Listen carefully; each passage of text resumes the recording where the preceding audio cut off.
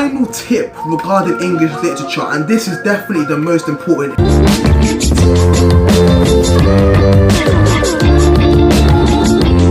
Yo, what is up guys, and welcome back to another video on my channel. If you're new here, make sure to smash that like button, subscribe and join me on my sixth form journey. Now I thought I'd make this video just to talk about like my top tips and stuff on how to get like a level 9, how to get a level 9 in English literature and English language. So guys, let's get into the video.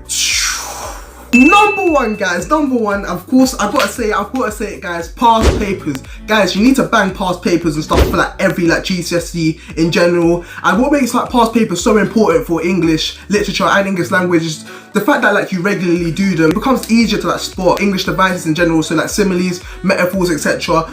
And like just by regularly doing them, like you're in like the mood and stuff, like you're in the zone, you know what I mean, before you go into the exam. Number two, guys, number two, and I know this is gonna be a bit like controversial and stuff, but personally, in my opinion, from my experiences, I found that quantity for GCSEs anyway is a lot better than like quality, because the thing is like with GCSEs you're under like such immense time pressure and stuff. There just isn't enough time to be like commenting on like all of these like fancy kind of stuff like Manichaean imagery, celestial imagery, all of that good stuff, you feel me? So like literally like just like talk about what I did anyway. Was like I talked about like the basic kind of stuff, and like it's still ticking a box, in it. Yeah, it's not as fancy, but it's still ticking a box. Number three, guys, number three, and this is definitely like one of the most important things is, guys, you need to like memorize everything. Like do not just rely on like two poems out of the 16 to like see you through, because guys, it won't work. Like yeah, you could get lucky and like the poem that comes up, like that'll be like one of the two poems that like you know the quotes on. But like if that poem doesn't come up and like you get like one poem that you don't know anything about, and like you can't relate it to any of the poems that you've memorized, like it's gonna be tight, guys. Like you won't be able to wing it, because the people that are marking it, they're English teachers in it, so like they're gonna know that you're just chatting BS. English literature, guys, English literature, and like one of the key pieces of advice that I'd give to you for like English literature is literally for your book to make like massive posters and like put like a key theme in like the center of each poster, and just get like all of the key like quotes and stuff related to that theme and put it on the poster. And I think this is really useful, because like especially for like visual learners and stuff, because during your exam you can just think, when you see like a question on like the theme that you've already prepared, because it might be and it might not, I'll get onto that, but like literally you can just think back to the poster that you made at home, think back to the position or like where you had your quotes and stuff. You'll be able to like just memorize them, and like I mean not memorize, but like remember them in the exam. And one thing I was gonna say is like do not just rely on this, because like in Jekyll and Hyde I got like a question on help, and like your boy didn't make a poster on help. Leading on from the topic of posters, guys, leading on from this topic, make sure to make like posters and stuff for like the poetry anthology. And like it's okay just to like make 16, you don't need to make like 32 or whatever, but just make like a poster on like each poem. And then what I'd say is like put down like 3 or 4 like main key quotes that like cover like a wide range of things, so that you can link it to like so many different poems. It seems a lot, but like it actually isn't. Like memorizing 48 quotes for like the poems and stuff, and like if you do this, you're pretty much sorted for the exam, because you have 3 quotes to like recall like during your exam to compare it to the poem that you're given. And the great thing about this is because you're guaranteed to know 3 quotes for every single poem, and that's disregarding the fact that they give you a poem in the exam. So that's half of your work already done. And the fact that you've already got 3 like quotes for each poem, but chances are like just from like your long-term memory you're gonna remember like odd quotes here and there. So it's just gonna be so much help. Like you're just gonna be sorted if you memorize 3.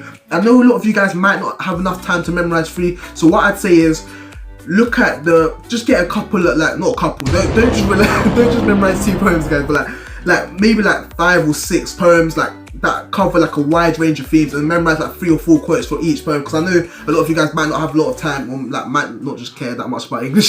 Literally just do that and like memorize like 3 or 4 key like quotes from each poem, and then you'll be able to compare, and you'll be able to cover like a wide range of themes and stuff. My final tip regarding English literature, and this is definitely the most important, guys, you need to know your book inside out. Like as in if I was to say to you, for those of you that are studying Macbeth, yeah, if I was to say to you like, oh, Act 2 Scene 3, you should be able to tell me roughly like what happened in that scene if you want to get top grades, because especially I think it's like part A of like I think there's like a point where like you have part A where it asks you to zoom in on like an extract, and like you need to talk about like language and like structure and stuff, and then part B you have to look at the wider novel or the wider play, for example.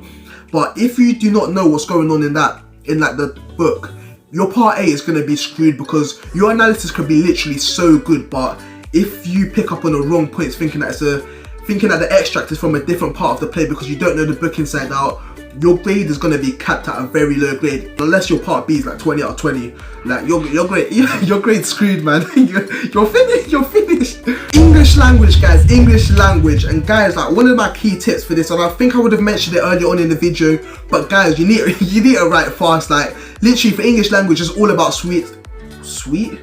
What? Guys, it's all about speed. Like literally, like it's definitely like quantity over quality, because like in the language paper in particular, you just don't have enough time. Like it's positive marking with GCSEs, like they're not looking to like take marks away from you, so like just like try and make sure that like you comment on like easy stuff that will get you marks and that you can write quickly, because you don't want to be wasting time commenting on like all of this like crazy like fancy kind of stuff if you're not going to be able to finish the paper. Another tip that I want to give to you guys, and like it's a bit different because I'm not sure if it will apply to all of you guys, but I know some people might be doing like, they might follow a structure called PQE or like PEE, which is like point evidence